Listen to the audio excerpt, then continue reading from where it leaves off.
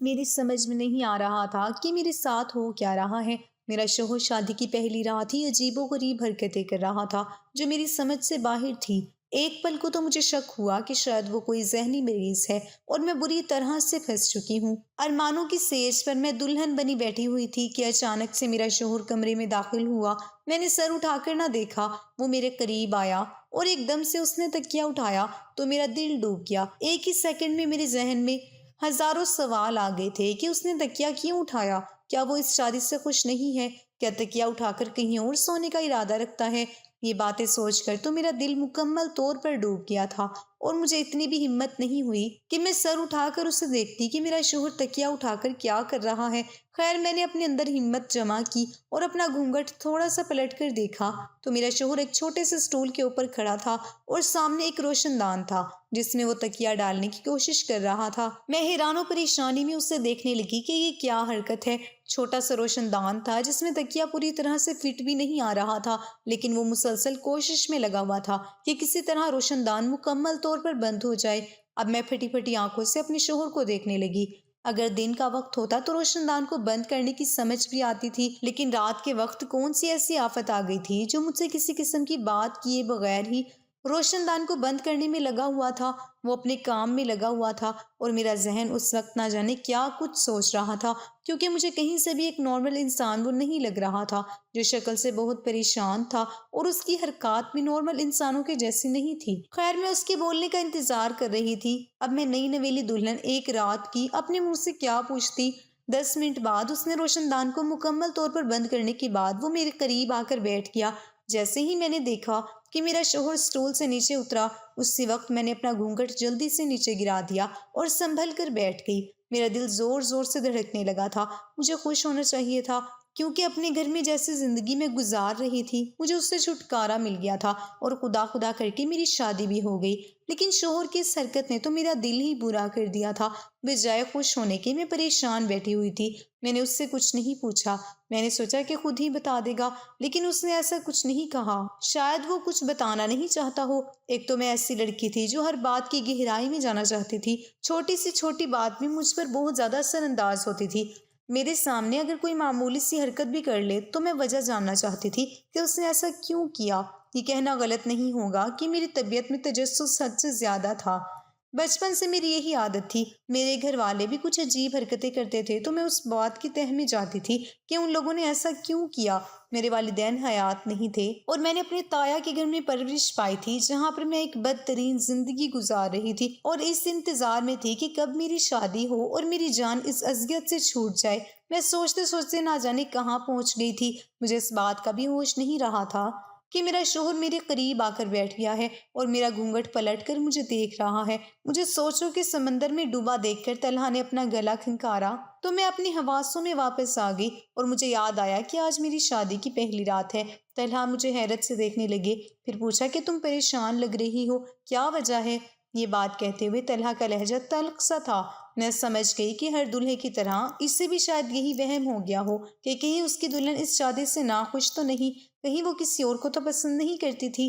یہ خیالات سوچتے ہی میں نے فوراً سے خود کو نارمل کیا، کیونکہ میں نہیں چاہتی تھی کہ میرا شوہر شادی کی پہلی رات کسی قسم کا شک اپنے دل میں بٹھا لے۔ میں نے کہا کہ بس تھکاوٹ کی وجہ سے میرے سر میں درد ہے اور کوئی بات نہیں ہے۔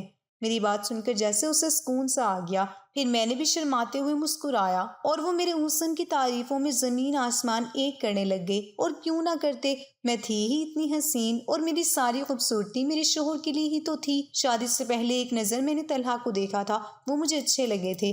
خیر یوں ہماری زندگی کی شروعات ہوئی۔ روشن دان والا خیال جھٹک کر میں نے پوری توجہ اپنے شوہر پر مرکوز کر دی تھی اور وہ مجھ سے محبت بھری باتیں کر رہے تھے۔ انہوں نے مجھے بتایا کہ ان کے گھر میں ان کی والدہ اور چھوٹا بھائی رہتے ہیں اور مجھے خاص تلقین کی کہ میں ان کے ساتھ اچھا رویہ رکھوں۔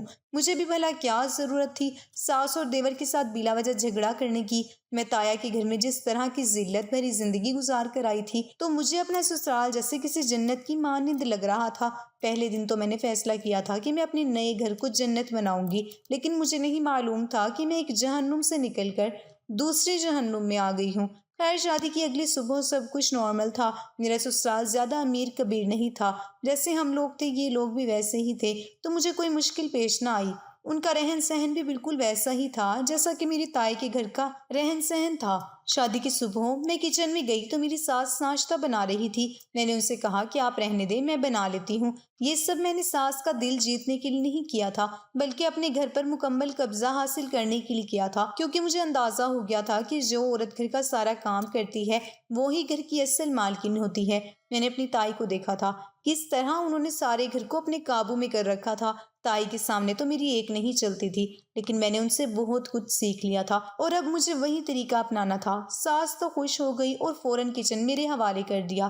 میرے شوہر اور دیور بھی مجھے کام کرتا ہوا دیکھ کر بہت خوش ہوئے تھے۔ ان کی یہ خوشی دیکھ کر میرے چہرے پر طنزیہ مسکراہٹ آ گئی تھی۔ میں سوچ رہی تھی کہ عورت بھی کتنی بے وقوف ہوتی ہے۔ مرد اس سے اپنا کام نکلوانا چاہتا ہے اور نکلوا لیتا ہے، چاہے وہ کسی بھی قسم کا کام ہو۔ ایک عورت شوہر کے لیے تسکین اور گھر کے لیے مشین ہوتی ہے، اس کے بعد وہ بچوں کی رکھوالی پر تعینات ہو جاتی ہے۔ اور حیرت کی بات یہ تھی کہ ساری عورتیں ہر کام خوشی خوشی سے کر لیتی تھی، لیکن میں ان بے وقوف عورتوں میں سے نہیں تھی۔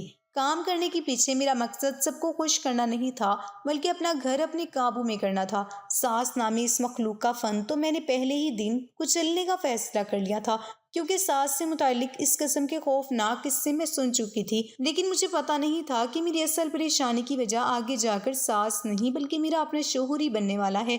سارا دن گھر کے سارے کام خوش اسلوبی سے نمٹانے کے بعد میں رات کو پھر سے تیار ہو گئی۔ میں نے میک اپ کیا اور اچھا جوڑا زیب تن کر کے میں طلحہ کا انتظار کرنے لگی، جو کسی کام سے باہر گیا ہوا تھا۔ بوریت سے بچنے کے لیے میں نے موبائل اٹھایا اور دیکھنے لگی۔ اچانک میری نظر اس تکیے پر گئی جو ابھی تک روشن دان میں پھنسا ہوا تھا۔ میں اٹھ کر روشن دان کے سامنے آ کر کھڑی ہو گئی اور روشن دان سے تکیہ نکال کر واپس بیڈ پر رکھ دیا۔ میں نے روشن دان کی دوسری طرف جھانکا نہیں تھا، کیونکہ ایک تو میرا قد چھوٹا تھا اور اسٹول بھی باہر پڑا ہوا تھا۔ مجھے جھانکنے کی کوئی ضرورت ہی نہیں تھی۔ میں پھر سے موبائل اٹھا کر دیکھنے لگی۔ تھوڑی دیر بعد طلحہ اندر آ گئے اور پھر میں نے ان کو کھانا دیا۔ مجھے اس طرح سے تیار دیکھ کر انہوں نے ایک بار پھر سے میری تعریفوں کے پل ماننے شروع کر دیے۔ اس گھر میں میرا پہلا دن بہت ہی اچھا گزرا تھا۔ مجھے واقعی لگ رہا تھا کہ میں اپنے گھر میں آ گئی ہوں اور طلحہ کی محبت نے مجھے سرشار کر دیا تھا۔ مجھ سے باتیں کرتے کرتے اچانک ہی طلحہ کے تیور بدل گئے۔ ایسا لگ رہا تھا جیسے اسے کچھ یاد آ گیا ہو، اور اس نے ایک بار پھر سے تکیہ اٹھایا اور اسٹول رکھ کر روشن دان میں تکیہ اس میں ڈالنے لگا۔ میں نے آج بھی کوئی سوال نہیں کیا، اس امید سے کہ وہ خود ہی بتائے گا، لیکن اس نے کچھ نہیں کہا۔ یہ 1 یا 2 راتوں کی بات نہیں تھی، یہ سلسلہ چل نکلا تھا اور روزانہ رات کو یہی ہونے لگا۔ سونے سے پہلے وہ روشن دان میں تکیہ رکھنا نہیں بھولتا تھا۔ جب اس نے مجھے کچھ نہ بتایا تو میں نے ہی سوال کر ڈالا کہ دن کو تو آپ اس روشن دان میں تکیہ نہیں رکھتے، حالانکہ وہ دن میں روشنی آتی ہے، تو آپ رات ہوتے ہی کیوں رکھ دیتے ہو، حالانکہ رات میں تو اندھیرا ہوتا ہے۔ میرے اس طرح سے اچانک سوال کرنے پر انہوں نے چونک کر میری طرف دیکھا اور پھر کہا کہ اروبہ، مجھے ایسا لگتا ہے کہ ہم دونوں کو رات کو کوئی دیکھتا ہے اس روشن دان سے۔ طلحہ کی بات سن کر میں پریشان ہو گئی تھی۔ بھلا ہم دونوں کو کون دیکھے گا؟ میرے گھر میں میری ساس اور میرے دیور کے علاوہ تو کوئی بھی نہیں تھا، اور وہ دونوں ہی اس قسم کی غیر اخلاقی حرکت کیوں کریں گے بھلا؟ اس بات کا دوسرا مطلب یہی نکلتا ہے کہ طلحہ کو یا تو اپنی ماں اور اپنے چھوٹے بھائی دونوں میں سے کسی پر شک ہے۔ اگر ایسا کچھ نہیں ہے تو پھر طلحہ کے ساتھ کوئی ذہنی مرض ہے۔ میں اپنے شوہر کی ذہنی حالت پر شک کر رہی تھی، لیکن اگلی رات کچھ ایسا ہو گیا جسے دیکھ کر میرے اوسان قطع ہو گئے تھے۔ تب مجھے سمجھ میں آیا کہ طلحہ اس طرح کی حرکتیں کیوں کر رہے ہیں۔ طلحہ آفس کے کام سے دوسرے شہر گئے ہوئے تھے، لیکن وہاں پر زیادہ رش ہونے کی وجہ سے وہ واپس نہیں آ سکے۔ انہوں نے مجھے فون کیا اور کہا یہاں پر بارش بہت ہے، اس لیے آج رات میں نہیں آؤں گا۔ میں نے سوچا چلو ٹھیک ہے، آج رات میں اکیلی سو جاتی ہوں۔ ویسے بھی مجھے ڈر نہیں لگتا تھا۔ پہلے میری نظر اس روشن دان کی طرف گئی جہاں پر روزانہ رات کو طلحہ تکیہ رکھ دیا کرتے تھے۔ روشن دان کو دیکھ کر میرے چہرے پر مسکراہٹ آ گئی تھی اور اپنے شوہر کی سادگی اور خوف پر مجھے ہنسی آ رہی تھی، کیونکہ ہمارے گھر میں کوئی بھی ایسا نہیں تھا جو اس قسم کی حرکت کر سکے۔ میں مطمئن تھی اور میں نے اسے صرف طلحہ کا وہم سمجھا اور کچھ نہیں۔ لیکن اگلے ہی پل میرے خیالات بالکل بدل گئے۔ جب میں نے لائٹ آف کر کے سونے کی کوشش کی تو مجھے روشن دان کی طرف سے کچھ آواز سنائی دی، جیسے کہ وہاں پر کوئی کھڑا ہو۔ میں جو کبھی نہ ڈرتی تھی اچانک سے مجھے ڈر لگنے لگا، میرا دل زور زور سے دھڑکنے لگا اور میں پریشان ہو گئی کہ اس رات کے پہر جب سب گھر والے سو رہے ہیں تو گھر کی پچھلی طرف کون ہو سکتا ہے۔ دھڑکتے دل کے ساتھ میں نے اسٹول رکھا اور تھوڑا سا اوپر ہو کر روشن دان کے پیچھے جھانکا تو میرے سامنے کا منظر دیکھ کر روح فنا ہو گئی۔ سامنے مجھے ایک وجود نظر آیا جس نے اپنے آپ کو ایک شال میں لپیٹا ہوا تھا، لیکن دیکھنے سے مجھے اندازہ ہو گیا تھا کہ وہ کوئی لڑکی تھی۔ یہ منظر دیکھ کر تو میرے اوپر کا سانس اوپر اور نیچے کا نیچے ہی رہ گیا اور مجھے ساری بات سمجھ میں آ گئی تھی۔ روشن دان والی بات یعنی کہ طلحہ کا اس طرح سے پردہ رکھنا بے معنی نہیں تھا اور نہ ہی انہیں کوئی وہم تھا، بلکہ انہیں 100% ہی یقین تھا کہ وہاں سے کوئی جھانکتا ہے۔ میں نے سوچا کہ اپنے کمرے کے پچھلے حصے کی طرف جا کر دیکھتی ہوں وہ لڑکی کون ہے۔ جب مجھے یقین ہو گیا کہ وہ لڑکی ہے تبھی میں گھر کی پچھلی طرف گئی، ورنہ کسی مرد کو دیکھ کر میری ہمت ہی نہیں ہوتی کہ میں اس طرح سے آدھی رات کو گھر کے پچھلے حصے کی طرف جاتی جہاں پر روشن دان تھا۔ مجھے دیکھ کر جو بھی تھی بھاگنے کی کوشش کر رہی تھی کہ میں نے اچانک سے اس کا شال پکڑ لیا اور شال کو کھینچ کر اس کے وجود سے الگ کر دیا۔ اس لڑکی کو دیکھ کر میری حیرت کی انتہا نہ رہی۔ وہ لڑکی کوئی اور نہیں بلکہ میری اپنی چھوٹی بہن اقصیٰ تھی۔ ہاں، میری اپنی سگی بہن اقصیٰ، جس کی عمر اس وقت 19 سال تھی۔ وہ مجھ سے 5 سال چھوٹی تھی۔ میری عمر 24 سال تھی اور میں حیران تھی کہ آخر ایسی کیا آفت آ گئی تھی۔ آدھی رات کو وہ یہاں آئی ہوئی تھی۔ مجھے دیکھ کر اس نے ایک بار پھر سے بھاگنے کی کوشش کی، لیکن میں نے اس کا بازو پکڑ لیا اور اسے کھینچتے ہوئے اپنے کمرے تک لائی اور اس سے سوال کیا۔ میں نے اس سے پوچھا کہ اقصیٰ، یہ کیا حرکت ہے؟ آدھی رات کو تم میرے گھر میں اور وہ بھی میرے کمرے میں جھانک رہی تھی۔ میرے شوہر کی خلوت میں جھانکتے ہوئے تمہیں شرم نہیں آئی؟ میں اس سے سوالات کر رہی تھی اور ایک ہی پل میں ہزاروں سوالات ذہن میں ابھرنے لگے۔ یہ سب کیا ہو رہا تھا؟ میری سمجھ سے باہر تھا۔ میں اس وقت وہاں پر کسی کو بھی تصور کر سکتی تھی، لیکن میرے وہم و گمان میں بھی نہیں تھا کہ میری چھوٹی بہن جو کہ ابھی صرف 19 سال کی ہے وہ یہ حرکت کرے گی۔ میری بات سن کر اس نے دونوں ہاتھوں میں اپنا چہرہ چھپا لیا اور پھوٹ پھوٹ کر رونے لگی۔ ہم دونوں بہنیں بہت خوبصورت تھیں کیونکہ ہماری ماں حسین تھی۔ لمبے بال اس وقت جوڑے سے کھل کر اس کے ماتھے پر بکھر گئے تھے اور میں اس کا سوگوار حسن دیکھ رہی تھی۔ وہ کیوں رو رہی تھی مجھے سمجھ نہیں آ رہا تھا اور مجھے کچھ پتا بھی نہیں تھا، بس وہ روئے ہی جا رہی تھی۔ میں نے اس سے کہا کہ تم اتنی دیدہ دلیر ہو گئی ہو کہ آدھی رات کو اپنے گھر سے میرے گھر تک آ گئی اور تمہیں کسی نے دیکھا تک بھی نہیں۔ یہ آج رات کی بات نہیں ہے، تم روزانہ یہاں آتی ہو، اسی لیے میرا شوہر روشن دان میں تکیہ رکھ دیتا ہے۔ تمہیں اندازہ بھی ہے کہ اگر میرے شوہر کو معلوم ہو گیا کہ میری ہی چھوٹی بہن ہماری خلوت میں جھانکتی ہے تو میری ان کی نظر میں کیا عزت رہ جائے گی؟ تمہیں احساس ہے؟ میں نے غصے سے سوال کیا تو وہ پھٹ پڑی۔ سچ بات تو یہ ہے آپی کہ آپ کے شوہر کی کوئی عزت ہی نہیں ہے، بلکہ آپ کے شوہر نے تو میری عزت کو بھی داغدار کر کے رکھ دیا ہے، اقصیٰ نے کہا اور ایک بار پھر سے رونے لگ گئی۔ میرے سر پر تو جیسے آسمان گر گیا تھا اس کی بات سن کر کہ وہ کیا بول رہی تھی۔ میرے لیے ان باتوں پر یقین کرنا بہت مشکل ہو گیا تھا۔ ایسے کیسے ہو سکتا ہے؟ میرا شوہر اتنا اچھا ہے اور تم اس کی چھوٹی بہن جیسی ہو۔ میں نے اپنے غصے پر قابو پاتے ہوئے اقصیٰ سے کہا، لیکن میں اس سوچ میں پڑ گئی تھی کہ میری بہن اتنا بڑا الزام میرے شوہر پر کیوں لگائے گی بھلا؟ میرے شوہر کے ساتھ تو میں نے چند دن ہی گزارے تھے اس گھر میں، لیکن اپنی بہن کے ساتھ میں نے 19 سال گزارے تھے۔ وہ ہمیشہ سے ایک جذباتی لڑکی تھی، اپنی دھن میں رہتی تھی، تو مجھ سے بات بھی نہیں کرتی تھی۔ میں نے اسے کئی مرتبہ اپنے قریب کرنے کی کوشش کی کہ ہم دونوں تایا کے گھر میں رہتی ہیں تو بہتر یہی ہوگا کہ ہم آپس میں دوستی کر لیں، لیکن ہمارے بیچ ہمیشہ اس نے خود ہی فاصلہ رکھا۔ لیکن اتنا تو میں جانتی تھی کہ وہ جھوٹ نہیں بول سکتی ہے۔ اگر وہ سچ بول رہی تھی تو پھر آدھی رات کو وہ یہاں کیا کر رہی تھی؟ سب سے بڑا سوال تو یہ تھا۔ اس کا جواب مجھے اقصیٰ سے چاہیے تھا۔ کافی دیر رو لینے کے بعد اس نے بتایا کہ آپی، جب آپ کا رشتہ آیا تھا تو میں طلحہ کے پاس گئی تھی ان کو پانی دینے کے لیے، اور اسی وقت اس شخص کی بری نظر مجھ پر پڑ گئی تھی۔ اس دن کے بعد سے اس نے میرا جینا عذاب کر دیا تھا۔ آپ کی شادی 2 مہینے بعد طے پائی تھی اور 2 مہینوں میں ہر طرح سے آپ کے شوہر نے مجھے اذیت پہنچائی۔ میں چھوٹی تھی، بے وقوف تھی، اس کی محبت بھری باتوں میں آ گئی اور اپنا سب کچھ گوا دیا۔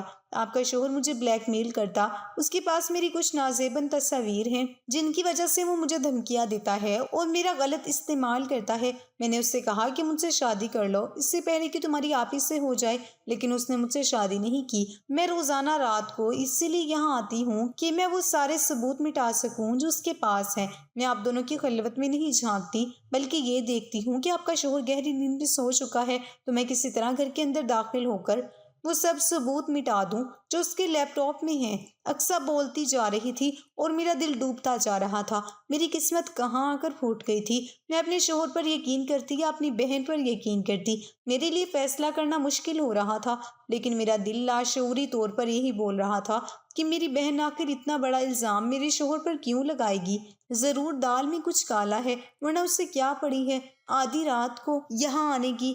ہاں ٹھیک ہے، ہمارا پرانا گھر پچھلی گلی میں ہے، لیکن دور نہیں ہے، بہت آرام سے یہاں آیا جا سکتا ہے، لیکن ایک لڑکی اتنی دیدہ دلیری تبھی دکھا سکتی ہے جب اس کی عزت کو خطرہ ہو۔ میں نے فوراً موبائل اٹھایا اور طلحہ کو کال ملانی چاہی۔ اقصیٰ نے میرے ہاتھ سے فون چھین لیا اور میرے پیروں میں پڑ گئی کہ میں طلحہ کو کچھ نہ بتاؤں، کیونکہ اس کے پاس اس کی نازیبہ تصاویر ہیں۔ اس کی یہ بات سن کر تو میں بھی خاموش ہو گئی۔ وہ صحیح کہہ رہی تھی کہ اگر وہ سچ ہے تو پھر وہ ان تصاویر کا غلط استعمال کر سکتا ہے۔ ایک ہی پل میں میرا شوہر جو چند دنوں میں مجھے اتنا عزیز ہو گیا تھا، میرے دل سے اتر گیا۔ میں نے اقصیٰ کو گھر واپس جانے کو کہا، لیکن مجھے نیند نہیں آئی۔ میرا دماغ پھٹ رہا تھا، میرا دل برے طریقے سے ٹوٹ گیا تھا اور غصہ بھی بہت آ رہا تھا۔ دکھ اور غصے کے ملے جلے تاثرات میں ہی میری رات گزر گئی اور مجھے نیند نہیں آئی۔ نیند آتی بھی تو کیسے؟ میری تو دنیا ہی اجڑ چکی تھی۔ ایک طرف میرا گھر تھا، دوسری طرف میری چھوٹی بہن کی عزت۔ اگر اپنے گھر کو بچانے کی کوشش کرتی تو میری بہن کی عزت کو خطرہ تھا، اور اگر اپنی بہن کی عزت کے لیے کوئی قدم اٹھاتی تو میرا گھر ٹوٹ جاتا۔ انہی سوچوں میں صبح ہو گئی تھی۔ صبح جب طلحہ آئے تو میرا دل ان کی طرف دیکھنے کو بھی نہیں کر رہا تھا۔ ان کو پتا تھا کہ میری بہن رات کو یہاں آتی ہے، ان کو ساری بات بتائی تھی، اس لیے ان کا سارا دھیان روشن دان کی طرف ہوتا تھا۔ انہوں نے مجھ سے پوچھا کہ تمہارا موڈ کیوں خراب ہے؟ طبیعت تو ٹھیک ہے، لیکن میں نے کوئی جواب نہیں دیا۔ میں نے ان سے بات چیت بند کر دی تھی۔ میرا دل ان سے بات کرنے کو نہیں کر رہا تھا۔ اسی کشمکش میں کافی دن گزر گئے۔ میں اپنے میکے بھی نہیں جانا چاہتی تھی، کیونکہ میری تائی وہاں پر مجھے برداشت نہیں کرتی تھی۔ ایک طرح سے میں اپنی ساری کشتیاں جلا کر اس گھر میں آئی تھی، اور اب میرے پاس یہاں رہنے کے علاوہ کوئی چارہ نہیں تھا۔ لیکن میں اپنی بہن کی عزت کے لٹیرے کے ساتھ کیسے زندگی گزار سکتی تھی؟ خیر، میں ایک بار پھر ہمت کر کے تائی کے گھر گئی۔ وہاں پر میں نے دروازہ بند کر کے اقصیٰ سے دوبارہ پوچھا تو اس کے چہرے کا رنگ فک ہو گیا، اور وہ بار بار یہی کہہ رہی تھی کہ طلحہ نے اسے اپنی محبت کے جال میں پھنسایا، اور ان 2 مہینوں میں وہ بھی اس کے ساتھ کھلونا بنتی رہی، کیونکہ اس کی سمجھ میں نہیں آ رہا تھا۔ وہ کہہ رہی تھی کہ طلحہ نے اس سے شادی کا وعدہ کیا تھا اور 2 مہینے استعمال کیا، اور آخر میں یہ کہہ کر اس نے شادی کر لی کہ میں گھر والوں کے دباؤ میں آ کر شادی کر رہا ہوں۔ اپنی اور اپنی بہن کی بے بسی پر میرا دل خون کے آنسو رو رہا تھا۔ میں گھر واپس آ گئی، لیکن اس بار میرا ضبط جواب دے گیا۔ میں نے گھر میں داخل ہو کر چیخنا چلانا شروع کر دیا۔ دیور اور میری ساس وہاں پر آ گئے، اور طلحہ نے مجھ سے پوچھا کہ میں کیوں چلا رہی ہوں، تو میں نے اپنی ساس سے کہا کہ آپ کے بیٹے نے میری اور میری بہن کی زندگی برباد کر دی ہے۔ میں نے چیختے چلاتے ہوئے سارا ماجرا اپنی ساس کے گوشت گزارا تو وہ سر پکڑ کر بیٹھ گئی۔ میرا شوہر میری طرف دیکھ رہا تھا اور شرمندہ ہو کر چلا گیا تھا۔ میری ساس نے اپنے بیٹے کی حمایت میں کچھ بھی نہیں کہا۔ مجھے لگا کہ وہ مجھے برا بھلا کہیں گی، مجھ سے بولیں گی کہ ان کا بیٹا ایسا نہیں ہے، لیکن ان کی چپ نے مجھے سارے جواب دے دیے تھے، یعنی کہ وہ سب جانتی تھی کہ ان کا بیٹا بد کردار ہے، ورنہ کون سی ماں اتنا بڑا الزام سننے کے بعد خاموش رہ سکتی تھی؟ وہ سر پکڑ کر نیچے زمین کی طرف دیکھ رہی تھی اور کسی گہری سوچ میں گم تھی۔ تھوڑی دیر بعد طلحہ کمرے سے پھر باہر آئے۔ ان کے ہاتھ میں موبائل تھا، اور انہوں نے میری بہن کی فون کال جو ریکارڈ کیے ہوئے تھے میرے سامنے کر دیے۔ وہ سب سن کر تو جیسے میرے سر پر آسمان آ گرا تھا۔ میری چھوٹی بہن میرے شوہر کو دھمکیاں دے رہی تھی، کہہ رہی تھی کہ وہ مجھے چھوڑ دے اور اس سے شادی کر لے، ورنہ وہ ہم دونوں کی زندگی برباد کر دے گی۔ ہاں، یہ میری بہن کی آواز تھی، اور وہ اس طرح کی باتیں کر رہی تھی، مجھے یقین نہیں آ رہا تھا۔ میں آہستہ آہستہ شرمندگی کے دلدل میں دھنستی جا رہی تھی۔ میں نے کسی سے کچھ نہیں کہا اور خود کو کمرے میں بند کر دیا اور خود کو کوسنے لگی۔ میں نے اقصیٰ کی باتوں پر یقین کر کے اپنے شوہر کی اتنی بدنامی کروائی ہے۔ گھر والوں کے سامنے میرے شوہر نے کہا کہ اگر تمہیں میری باتوں پر یقین نہیں ہے تو میں تمہیں اس کا ثبوت دوں گا، اور اگلے ہی دن اس نے اقصیٰ کو کسی ہوٹل میں بلایا اور مجھے پچھلی والی نشست پر بیٹھنے کو کہا۔ میں برقع پہن کر ان کے پیچھے بیٹھ گئی، ان کی ساری گفتگو سنی۔ قصور میرے شوہر کا نہیں تھا۔ اصل میں جب اقصیٰ پانی دینے طلحہ کے پاس گئی تھی تو اس کا اپنا دل طلحہ پر آ گیا تھا۔ اس کے بعد اس نے ہر قسم کی کوشش کی کہ طلحہ اس سے شادی کر لے، لیکن طلحہ ایک شریف انسان تھے۔ انہوں نے اسے چھوٹی بہن کی طرح سمجھا، لیکن وہ پکی تھی اور وہ ہر حال میں میرا گھر توڑنا چاہتی تھی۔ وہ سوچتی تھی کہ اگر طلحہ اسے نہیں ملا تو مجھے بھی نہیں ملنا چاہیے۔